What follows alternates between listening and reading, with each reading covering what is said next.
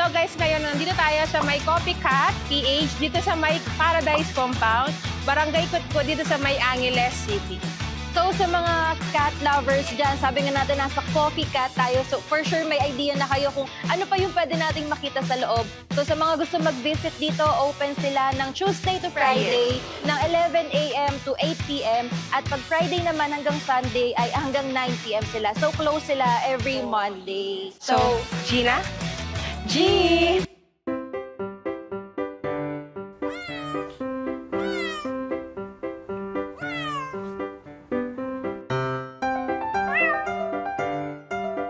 At ayun nga, just dito na tayo sa favorite portion natin. Siyempre, yung Tiki Man Time. So, meron tayo ditong fresh spring rolls, pad thai shrimp, at yung half rock ribs. And ito yung drinks na napili ko, yung horchata. Okay. Sa area ko naman guys, we have crispy pork kare-kare, bagoong rice, egg, and sweet corn, and of course, the strawberry milkshake. So, Ayan, so ang very, iba-iba yung cuisine na nasa harapan natin ngayon. Kasi dito sa Coffee Cat, nag-o-offer sila ng Western, Pinoy, and Thai food. parang lahat kino-cover din nila. Ayan. Kain na tayo guys. Let's go. Try. So, ano ang una nating ito-try? Ito tayo sa may bagoong rice, egg, and sweet pork. So, ayan. Let's go. So, Try. for our first bite, ayan. First bite. Okay, guys. Taste test. Oh. Ba't walang rice yung sayo? Mamaya na yun. Ito mo ng pork. Sabi mo sana, nasa siyang bagoong. Bagoong rice pala. Ang sarap! Sabihin ko naman yung pork lasang barbecue. Oo. Kasi may pagka-sweet side siya. Masarap Ang sarap siya. yung bagoong rice. Guys, masarap yung rice nila. Lasang-lasa yung bagoong. Tama yung blend ng pagka-sweet ng pork doon sa mismong rice. Ayoko lang nalasahan. Meron siyang mangga. Totoo ba? Ay, ayun, oo, guys. May mga nakakatch na mangga. Okay, guys. Dito naman tayo sa may crispy pork kare-kare. Mahilig ka ba sa kare-kare? Oo. Hindi siguro.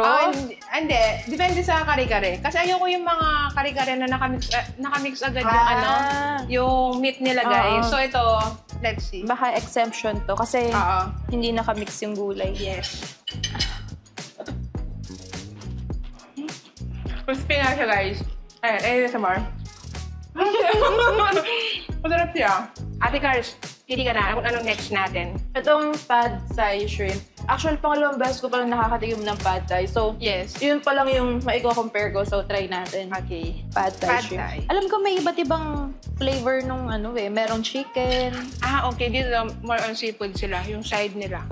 Parang siyang parang grilled. Hindi ko kasi alam ko ano talaga yung tamang totoong lasa ng pad thai. Dahil isang beses pa lang ako nakakain. Okay. Disclaimer na lang tayo sa mga viewers natin. Kasi hindi pa kami nakatikim ng mga authentic na pad thai. So, wala pa kaming i-compare na iba. Pero ito, may own version sila dito, guys. Ayan.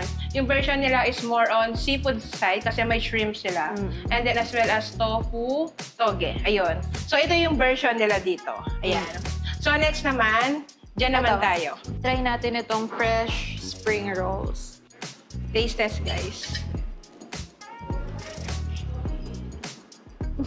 Ang lako. Masarap siya. Ngayon lang ako nakalasa nung ganitong sauce. Oo. Parang, ewan kasi, pero siguro dahil homemade lang din kasi natitikman ko. Oo. Parang iba yung sauce na ginagamit namin. Kala nga kanina may parang curry side siya. Na, ganun siya. Tapos guys, makikita nyo, sobrang siksik ng yung gulay nila guys. So, punong-puno siya. Ayan. And Jazz, ito parang dito ako natatakam Ako itong din. kanilang Excited wrappers. ako dito. So, try natin. Gadang laki niya. Laki niya! Laki! Okay. So, ayan. Tingnan natin kung malambot ba siya, guys. I-taste natin. I-try natin siya. Ay, in fairness, malambot siya. May pinapatunayan sila dito, guys. Pang-serve na kita. Wow, so sweet. Thank you. Gato kasi yung love language ko eh. Ako, serve. So, ayan. May malambot siya, guys. No joke, no? Naramdaman ko agad yung paghiwa mo pa lang. Gusto ko ng Okay. sauce para... Feel na feel. Okay, guys. Taste test. Sweet. Masarap to. Harap. Masarap siya, guys. Malambot siya, in fairness. Tapos yung lasa niya, guys, hanggang sa may loob. Hindi lang sa may outer na part niya. So, kahit sa loob. Nanunuot yung yes. lasa. Lasang-lasa siya. Ang sarap. Tapos may mga side dish din siya. Ang Diba super sarap to? lambot niya. Malambot. Sarap. Tapos sobrang laki niya. Parang ganun. Parang ano to, half rock rib. And ngayon, Jazz, tikman naman natin itong Yes. mga drinks Drinks nila. natin. Ah? Paano na? Pangit, wag na. Yun na. Okay, guys. Cut. Mali. Uy, ang sarap! Sarap mo, sa lahat ng anong ginagawa natin, lumabas. So, ayun guys. Aside dito sa may parang pinaka-dining area nila, meron din silang function hall na pwede kayong magsagawa ng mga events. Yes, mga so, occasion, nakita ko guys. na parang kaya nitong i-cater o i-accommodate hanggang 120 packs. So, kung gusto nyong mag-celebrate ng birthday nyo, ng mga special events, pwede kayo sa kanilang magpa-book para ma-schedule kayo dun sa kanilang function hall. And nakita ko din, every Sunday daw ay only pasta, wings, and pizza dito. So, di ba, aside dito sa mga kinakain natin ngayon, kung gusto nyo ng mas marami-raming Yes. pagkain, Nag-offer sila ng mga unli, guys. so meron silang mga ganun. Oo. Sa mga nagtatanong naman kung saan yung pinaka-landmark nitong Copycat, guys, ang pinaka-landmark nito sa may bandang Rockwell lang siya, near Holy Mary. So, ayun. Yun yung ipin nyo, guys. Tapos, dun sa, kayo na pagpunta, bago tayo pumunta dito, dun sa may kanto, dun sa may bandang Rockwell, guys, may signages sila. So, kitang-kita nyo na agad kahit na hindi kayo mag-waste. So, ayan. Okay, syempre, dito na tayo sa pag-rate natin. Dito sa may bagoong rice, masarap to. Gusto ko siya. Nagbe-blend lahat. So, nandito na siya lahat. So, for me, 10 over 10 to, guys. And next, the kare-kare. Hindi lang ako... Into kare-kare. Okay guys, hindi lang ako into kare-kare side. Ayan, hindi ako medyo mahilig sa kare-kare. Pero ang maganda dito kasi, sobrang crispy nung pork nila. So, yun, G na G sila doon. So, i-rate ko to as 9 over 10 pa rin. Kasi masarap siya.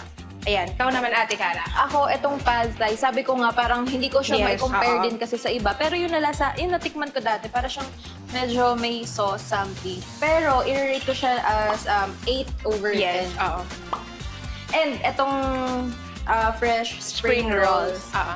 Oh, sa mga mahilig sa gulay, Yes. ito, para sa Perfect inyo sa to. kanila to, oo. And tsaka yung sauce niya, sobrang flavorful nung sauce niya. So, parang mas lalo Dinadala siyang... niya. Oo, yun. And of ito, course, bias natin to. Yes. Bias mo rin ba to? yes, masarap siya. Masarap siya. Masarap. Oo. Oh, Ako sige. i-rate ko to as 10 over 10, guys. Masarap Yes, siya. oo. Malambot, malasa, and all. So, perfect siya. Ikaw? Yes, ako din. 10 over 10. Ayan. Same lang din sa Yes. comment mo, as in, sarap. Okay. Sa mga drinks naman, Ako, ang sarap. Kasi naghahanap ako lagi ng coffee na merong cinnamon. Oh. At nakita ko nga sa menu nila, dun sa may description na meron siyang cinnamon. So, ito yung pinili ko. Hindi ako masyado nag-expect. Pero nung nalasahan ko, sobrang lasang-lasa yung cinnamon. So, 10 over 10 din sa akin to. Horchata. ito naman, strawberry milkshake nila. Sweet siya. Medyo matamis siya for me. Pero sa mga gusto ng, siyempre, sweet, bagay sa kanila to. So, i-rate ko to as 8 over 10. Ayan. So, sa place naman, the crew, the place, the price, and all. I-rate natin. Ako, itong kabuuan ng Yes. lugar nila, napag-uusapan nga natin kanina, di ba? Parang siyang old style, na, Yeah, na oo. American style, na parang usually nakita ko to sa mga Netflix. Oo. Di ba? Tapos Na may parang- pagka-homey side siya. Mm. Oo, yun. So, ayun, 10 over 10 ako sa ambience and sa overall na lugar niya. Yes, oo. Same with Ate Cara, the ambience, the crew, and all. 10 over 10 siya sa akin, guys. Ay, tingnan pa natin to. Masarap, no? Masarap to, Masarap medyo. to. Pero ito Masarap din, siya. masarap din siya. So, ayun guys, dito naman yung area ng mga pusa. So, ito ang kanilang cat room. So, pakita nyo guys, ayan.